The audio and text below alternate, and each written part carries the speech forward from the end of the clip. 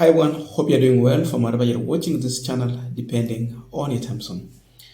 Now, as we're speaking right now, President Samia Suluhu of Tanzania has blocked Kenyans from accessing one Boniface Mwangi.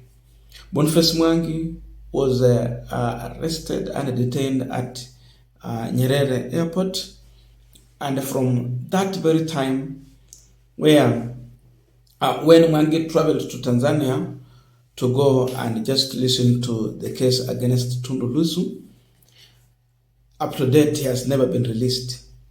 Yes, people like the former CJ Mutunga Willie was deported back. Martha Karua was deported back. They are senior politicians in this country and they have served in higher office. But now Mwangi, being an activist, he's still being detained in Tanzania. This move has angered Kenyans. Kenyans are not happy with what Samia Suluhu is doing.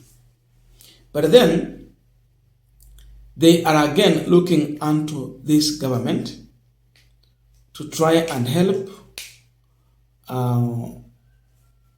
to make sure that Mwangi is back in this country in a safe condition. Because Boniface Mwangi has committed no any offense either in Tanzania or here in Kenya. So there is a demand Kenyans are making, and of course, Mudavadi has been blamed in all this.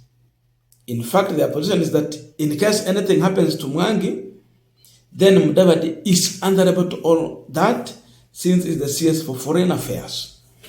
But Mudavadi was on Citizen TV in an interview with the Okwara. She asked Mudavadi questions concerning the Kenyans who went to Tanzania and they got deported and some got detained. But when you listen to Mudavadi respond, Mudavadi is in agreement with the detention of Kenyans in Tanzania. He goes on to endorse what Samia Suluhu has done. But this put this government in a very bad mood. Because look at this. When a Kenyan committed a crime in Gulf countries, who was fined, who was actually found with drugs, mihadarati, cocaine, all that. According to the laws of that country, that Kenyan lady was supposed to be executed. But Kenya as a country also intervened in that situation. And I think this lady will be back in this country, maybe prisoned here. But now compare that to a Kenyan who walked to Tanzania, who has committed no any crime, but then being detained in Tanzania, then the same government supporting that move. Where does this leave the government? But would you call what happened to them cordial? Waziri, are you satisfied with the manner in which they were treated? I think what we need to do, maybe the flip side of it is this. We need to also appreciate that sometimes we take the freedoms we have here for granted. I think it should also be a wake-up call to us in Kenya that how we operate, how we speak, how we express ourselves does not necessarily please or work in other countries. So are you saying that how they operate and how they spoke in Tanzania was not pleasing to the authorities? Is that what you're saying, I think I said they must have rattled the feathers, okay? And I think so because they went in, it's an emotive election time. One of the candidates is not contesting. There's a petition in court. So when the Kenyans went there, I think the Tanzanians may be looking at it and saying, why have Kenyans come to address themselves to a Tanzanian affair. Well, they say that this is not particularly a Tanzanian affair and that they were not there for the election, that they were there to observe the trial of opposition leader Tundu Lissu, and that this had nothing to do with the election. Are you then saying you agree with the Tanzanian authorities that they were there to interfere with local politics? I think it has everything to do with the election. The petition is about Tanzania's election. So the visit there was about everything to do with the election, as to whether who is participating or not participating. Okay, that is why they went there. If the petition was not there, they would not have been going there for that. They would have gone for other reasons. So clearly, this has attracted the attention of the authorities in Tanzania. Kenyans have a serious message to Musalia Mudavadi, that in case anything happens to Boniface, Mwangi, and any other Kenyan in Tanzania, he will be held responsible. This is going to taint the image of one Musalia Mudavadi in the name of protecting this government when they fail. Mudavadi and this government is supporting that move because they know Mwangi and the rest of Kenyans who walked to Tanzania are against this regime. So anyone who goes on to harass or frustrate these individuals who are against this regime, they are going to support, forgetting that they need to protect each and every Kenyan person in and outside the country, whether that person supports the government or not. He is a Kenyan. So the position is that Mudavadi will be held responsible. This is a serious threat to Musalia Mudavadi. Sasa ameanza kumulikwa na wananchi in his capacity as the CS for Foreign Affairs.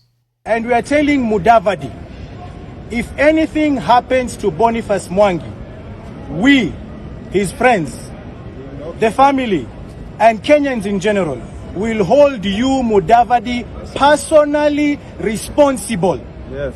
Because what you are doing, justifying the disappearance of a Kenyan in a foreign land, has absolutely no justification. The other day we saw someone who was about to be murdered for committing a crime, and the government of Kenya stood up and tried everything they could to stop what was about to happen. Why is it that the same is not being done so that we are told where Boniface Mwangi is? In the event, because we believe he has not committed any offense, in the event he has committed... Now, as we conclude this discussion, I have a quick and humble request. For those who are watching this channel and they have not yet subscribed, please consider subscribing. To our returning subscribers, I must say thank you so much. And to all our viewers, please give this video a thumbs up. Thank you so much, and back to our discussion. Now, when you look on what is happening in Tanzania in connection with Kenyans who were mistreated in that country, then how the government is behaving, you conclude that we have a confused government. Very confused government. The most confused government. You cannot bring back someone who has committed a crime, serious crime, outside there to this country in the name of safeguarding a Kenyan. Then the same government watch helplessly as law-obeying Kenyans being mistreated in another country just because they do not agree politically. That's why we are going to draw the line and understand the kind of the regime we are having today. So how will Mudavadi justify this? And he was called on that TV interview. He literally exposed this regime in his attempt to respond to those questions. So they are supporting dictatorial kind of leadership. They support this issue of trumped up charges, intimidation, That is what they are supporting, because they have to stand with the laws of this country. Then look at Tanzanian laws and ask the leadership of Tanzania, what crime has Boniface Mwangi and other Kenyans committed to deserve deportation and detention in Tanzania? That is the big question that Mudavadi should be asking his counter in Tanzania. But instead he comes on a TV interview to support mistreatment of Kenyans in Tanzania. Yani serikali ni uongozi. Hata kwa nyumba kuna baba na mama, viongozi. Imagine sasa hawa ndio baba wa Kenya sasa kwa saizi.